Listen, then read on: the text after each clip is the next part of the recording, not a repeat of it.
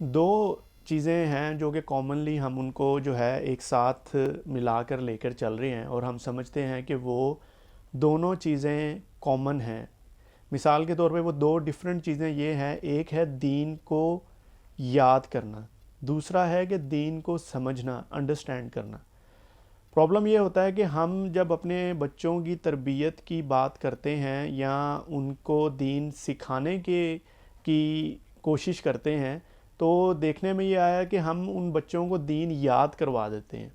मिसाल के तौर पे अक्सर देखने में आता है, छोटे बच्चे होते हैं जो, आप किसी की तरफ जाएं मेहमान या आपके अपने बच्चे होंगे, उनको क्या किया जाता है, देखें जी चलो बेटा आपको जितने कलमे आते हैं आप सुनाओ। बच्चा पहले कलमे से वो तोते की तरह रट्टा लगाना शुरू कर देता है। पहला कलमा तैयब, तैयब मैंने पाक, वो पहला कलमा पढ़ता है, फिर दूसरा पढ़ता है, फिर तीसरा, जितने उसको आते हैं वो पढ़ देता है। बड़े से उसको शाबाशी मिलती है या कोई गिफ्ट मिल जाता है, ठीक है, खुशी के बच्चे को मोटिवेट करने के लिए, जो कि अच्छी चीज़ है। बाद में फिर एक टाइम आता है जब वो बच्चा स्कूल में या कॉलेज में या बड़ी क्लास में जाता है, तो उसको शायद वो सारे कलमे याद नहीं होते। यही चीज़ जो थोड़ा ज़्यादा दीन को बच्चों के अंदर मुंतकिल करना समझते हैं, कि वो फिर क्या करते हैं, बच्चों को हिफ्स करवा देते हैं। ठीक है, वो बच्चे जो हैं वो हिफ्स कर लेते हैं। फिर वही बच्चे जब प्रैक्टिकल लाइफ में या प्रोफेशनल लाइफ में जाते हैं, मेरे खुद कई जानने वाले हैं जिन्होंने हिफ्स किया, लेकिन अब वो ख़ुद इस चीज़ का अफसोस करते हैं, कहते हैं यार शादी हो गई, बच्चे हो गए, काम में इतने फंसे हुए हैं, लेकिन वो रिवीजन नहीं होती। अब जो जिन चीज़ों की या जिन सूरतों की वो लोग रिवीजन करते थे, यानी कि कह लें कि जो मशहूर सूरतें हैं, सूरह यासीन लगा लें, सूरह रहमान लगा लें, सूरह मुल्क लगा लें, वो तो उनको याद हैं। लेकिन अब जिन सिपारों की या सूरतों की वो रिवीजन नहीं करते थे, अब वो क्या है कि अब उनको आस्ता आस्ता भूलती जा रही हैं।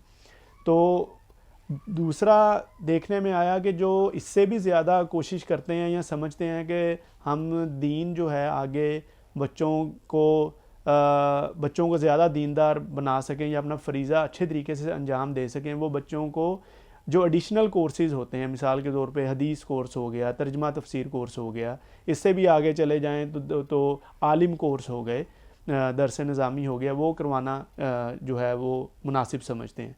अब इन बच्चों को भी देखने में आया है, हिफ्ज़ वाले जो हैं हिफ्ज़ भूल जाते हैं, लेकिन वो कुरान जो उन्होंने पढ़ा उसका प्रैक्टिकल जो है वो नज़र कम आता है उनमें, ठीक है।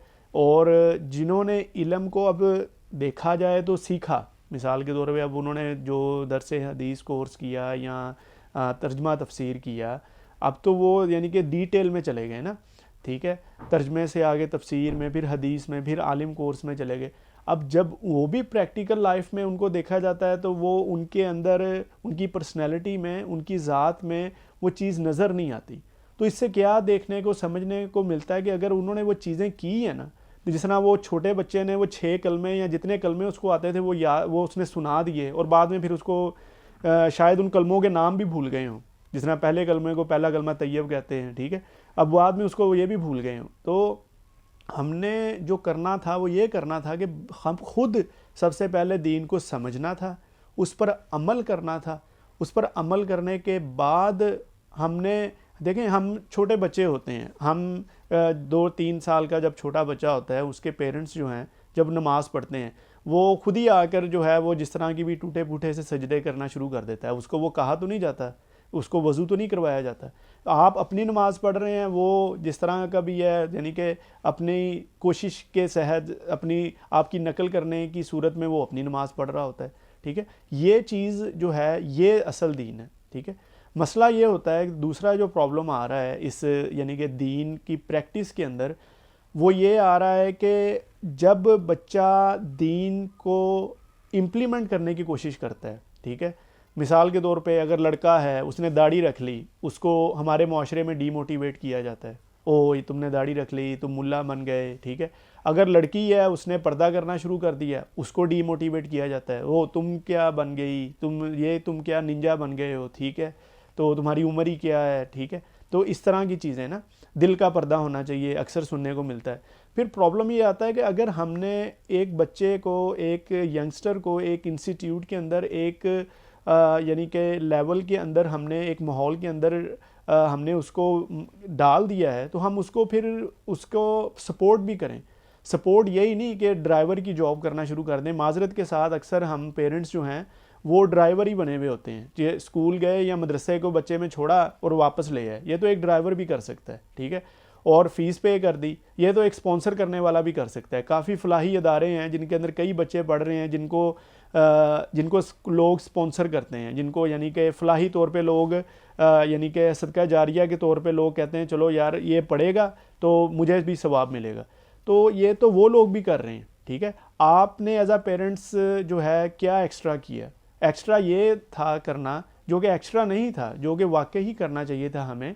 अल्लाह ताला मुझे भी ये करने की सबसे पहले तौफीक दे कि हमने पहले दीन को ख़ुद इम्प्लीमेंट करना था, अंडरस्टैंड करना था, फिर आगे उसको मुंतकिल करना था। और वो जो माहौल है जो हम बना रहे हैं, ठीक है, अब मिसाल के तौर पे कोई डॉक्टर बनता है, ठीक है, उसको बहुत सपोर्ट मिलती है कि जी 5 साल 6 साल लगा के डॉक्टर बने, उसकी हिदायत पे घर वाले अमल भी करते हैं।